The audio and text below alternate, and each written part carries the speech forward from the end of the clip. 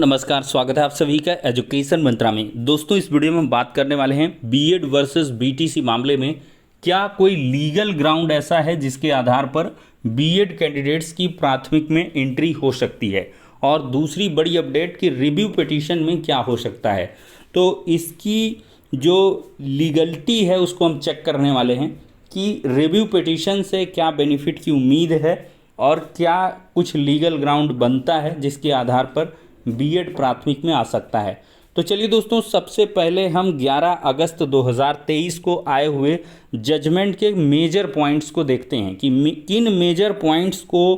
ध्यान में रखते हुए माननीय सुप्रीम कोर्ट ने बीएड कैंडिडेट्स को प्राथमिक से बाहर किया है। दोस्तों, फर्स्ट ऑफ ऑल देखा जाए तो जस्टिस अनिरुद्ध बोस और जस्टिस सिद्धांशु धूलिया जी की बेंच ने एनसीटी का बीएड को प्राथमिक शिक्षा के शिक्षक बनने का नोटिफिकेशन अवैध करार दिया और उसको खारिज करते हुए साफ किया कि बीएड की जो क्वालिफ़िकेशंस हैं वो प्राथमिक लेवल के लिए मान्य नहीं की जा सकती हैं। मतलब कि 28 जून 2018 का गजट उन्होंने गलत पाया और उसको निरस्त किया, और साथ ही साथ बीएड की जो क्वालिफ़िकेशन है उसको प्राथमिक के लिए इनएलिजिबल माना है, क्योंकि ये सीधे से अपर प्राइमरी या उसके ऊपर के लिए है। अब अगले पॉइंट पर अगर देखा जाए तो यहाँ पर अगले पॉइंट में उन्होंने बताया कि आरटी एक्ट में जो मौलिक अधिकारों से जुड़ा हुआ मामला है उसमें बीएड को प्राथमिक लेवल के लिए शिक्षक बनना एकदम मनमाना है, बिना कोई कारण के, और इसका कोई तालमेल भी नहीं है कि मौलिक अधिकार यानी प्राथमिक शिक्षा में क्वालिटी लाई जाए, उसके मद्देनज़र नोटिफिकेशन लाया गया हो। मतलब 28 जून 2018 का जो गजट है उसके लाने के पीछे का मकसद, चूँकि मिनिस्टर ने यही लिखा था या एनसीटी ने जो तर्क दिए थे कि हम क्वालिटी एजुकेशन को इम्प्रूव करने के लिए बीएड को लाए हैं, तो उन्होंने ये पाया कि नोटिफिकेशन में आरटी एक्ट के हिसाब से कोई क्वालिटी को मेंटेन करने के लिए ये नहीं लाया गया है। और देखा जाए तो उन्होंने यह भी बताया कि बेहतर क्वालिटी एजुकेशन अगर चाहिए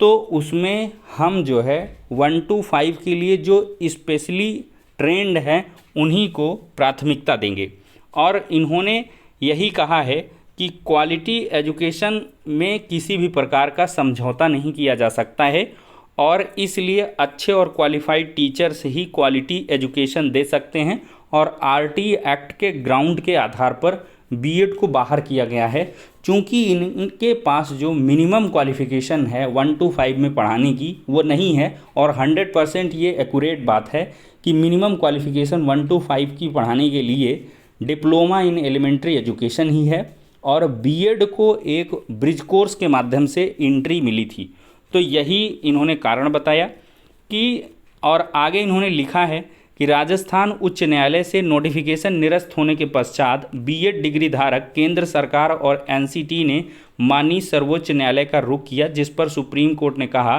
कि एनसीटी के नॉर्म्स के अनुसार डीएलएड का डिप्लोमा ही अनिवार्य रूप से न्यूनतम क्वालिफिकेशन है। ऐसे अभ्यर्थी जिनके पास ये डिप्लोमा है वह सही मायने में ट्रेंड हैं और बच्चों को संभालने हेतु, क्योंकि डीएलएड का पाठ्यक्रम उसी शैक्षणिक रूप में तैयार किया गया है, जबकि बीएड में जो ट्रेनिंग दी जाती है वो उच्च शिक्षा के लिए है। तो डिप्लोमा इन एलिमेंट्री एजुकेशन की जो ट्रेनिंग ही दी जाती है वो इस प्रकार से फ्रेम है कि 1 to 5 के बच्चों को सीधे से वो हैंडल करे, जबकि बीएड में ऐसा नहीं है। और आगे कोर्ट ने यह भी कहा कि एनसीटी का नोटिफिकेशन एक त्रुटि थी, क्योंकि इसमें केंद्रीय विद्यालयों की बात केंद्र सरकार से चल रही थी। हालांकि केंद्र सरकार ने पूर्व में एनसीटी को लिखा था। सबसे बड़ी गलती थी ये लिखित में नहीं दे सकते थे क्योंकि उन्हें राइट नहीं है। ये सबसे बड़ी फॉल्ट हुई थी एमएचआरडी के मिनिस्टर साहब के द्वारा कि उन्होंने लिखित तौर पर चीज़ों को दे दिया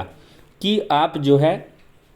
बीएड को प्राथमिक में शामिल करिए, और हम 2030 में न्यू एजुकेशन पॉलिसी ला रहे हैं जिसमें बीएड और डीएलएड इस तरह के सारे कोर्सेज हम ख़त्म करने वाले हैं और 4 ईयर इंटीग्रेटेड बीएड कोर्स चलेगा। अगर डिप्लोमा वाले अभ्यर्थी कम हैं तो बीएड के लिए सोचा जाए, लेकिन कोर्ट ने साफ किया कि बीएड और डिप्लोमा को बराबर नहीं कर सकते आप।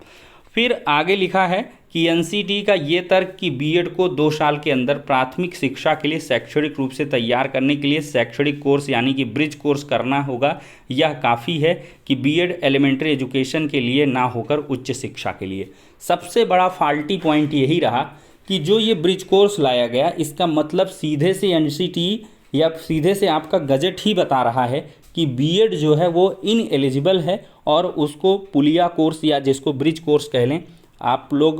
जो सोशल मीडिया प्लेटफॉर्म पर इसको एक व्यंग्यात्मक रूप में पुलिया कोर्स कहते हैं, तो इसका मतलब ब्रिज कोर्स है। तो ब्रिज कोर्स लगा करके बीएड को 1 to 5 में इंसर्ट करना, ये सामने से ही दिखता था, ये सीधे से क्लियर करता था कि बीएड इसके लिए एलिजिबल नहीं है, उसको जो है 2 साल की सेवा अवधि में एलिजिबल किया जाएगा। तो एक मेजर पॉइंट ये हुआ कि भाई जो इन एलिजिबल है वो 1 to 5 में जा कर के पढ़ाएगा और उसके पास क्वालिफ़िकेशंस हैं नहीं, उसको अपॉइंटमेंट दे दी गई और उसको बराबर की सैलरी भी मिलेगी, जबकि डीएलएड वाला जो पूरी तरीके से एक्यूरेट है उसको जो है आप उसकी संख्या पर्याप्त होने के बावजूद जो है बीएड को भी साथ में ले आ रहे हो। तो अगर यहाँ पर एक चीज़ ये होती कि ब्रिज कोर्स करने के बाद जो उसमें से बाइफर्केटेड होंगे कैंडिडेट्स, उन्हीं को प्राथमिक में एंट्री का मौका मिलेगा या वही as if assistant teacher work करेंगे, तो यहाँ से भी कुछ बचाव हो सकता था। लेकिन 2 साल के भीतर वाला जो ये कॉन्सेप्ट जोड़ा गया है, ये भी कोर्ट ने नकारा है और ये बिल्कुल से सही नहीं लगा। केंद्र सरकार द्वारा लिए गए पॉलिसी डिसीजन जो कि एनसीटी के लिए बाउंडिंग होते हैं, उन्हें वापस लिया जा सकता है अगर वे मनमाने और बिना किसी तर्क के हों। ये बात कोर्ट ने कही है कि हम चूँकि पॉलिसी डिसीजन है, इसमें जो है एक तरीके से न्यायपालिका हस्तक्षेप नहीं कर सकती है, लेकिन जब फंडामेंटल राइट्स की बात आ जाए तब न्यायपालिका का रोल अहम हो जाता है। बीएड को शामिल करना केवल एनसीटी का ही नहीं, केंद्र सरकार का भी निर्णय था और एनसीटी ने केवल केंद्र सरकार के इशारे पर काम किया है। ये एम्प्लॉयमेंट प्रोवाइड करने के मकसद से था, इसमें किसी भी प्रकार से आरटीई के जो गोल्स हैं उनको अचीव करना मकसद नहीं था। तो ये भी एक पॉइंट रहा। तो दोस्तों यहाँ पर पूरे ऑर्डर के मेजर पॉइंट्स को अगर आप देखेंगे तो यहाँ से सीधे से समझ में आता है कि लीगल ग्राउंड्स के आधार पर बीएड का शामिल हो पाना इम्पॉसिबल है, यानी कि बीएड अब कभी भी लीगल ग्राउंड्स के आधार पर शामिल नहीं किया जा सकता है। ये कड़वी सच्चाई है। अब रही सही बात रिव्यू पिटीशन की कि रिव्यू पिटीशन में क्या हो सकता है, तो माननीय जो सुधांशु धूलिया जी हैं और अनिरुद्ध बोस जी हैं, उन्हीं के बेंच में ये रिव्यू पिटीशन जाती है। और रिव्यू पिटीशन में मतलब है खुद के ऑर्डर को चैलेंज करना कि अगर आप रिव्यू पिटीशन कोई रिलीफ देते हैं तो इसका मतलब यही हुआ कि आपके ऑर्डर में कमी थी, तो ये 99% खारिज ही होगा। इसकी कह लें इससे बेनिफिट की उम्मीद काफ़ी कम है। तो कुल मिलाकर लीगल ग्राउंड्स के आधार पर भी बीएड कमज़ोर हो गया है और रिव्यू पिटीशन में भी कोई, यानी कि तर्क क्या देंगे, जो ऑर्डर है वो एक तरीके से पूरे बिंदुओं को टच करता हुआ आया है और सारे मेजर फैक्ट को देखते हुए ही ऑर्डर दिया गया है। तो ऑर्डर के बिहाफ पर, लीगल ग्राउंड्स के बिहाफ पर बीएड की एंट्री अब इम्पॉसिबल हो गई है। लेकिन यहाँ पर एक विकल्प है, वो एनसीटी प्लस गवर्नमेंट के पास है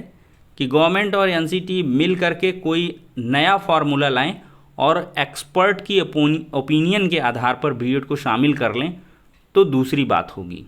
लेकिन आज के परिप्रेक्ष्य में देखा जाए तो आरटी एक्ट को भी टच किया गया है और साथ ही साथ बीएड की क्वालिफ़िकेशंस का भी मुद्दा उठाया गया। सारे मुद्दों को उठा करके ये चीज़ें दी गई हैं, तो यहाँ से काफ़ी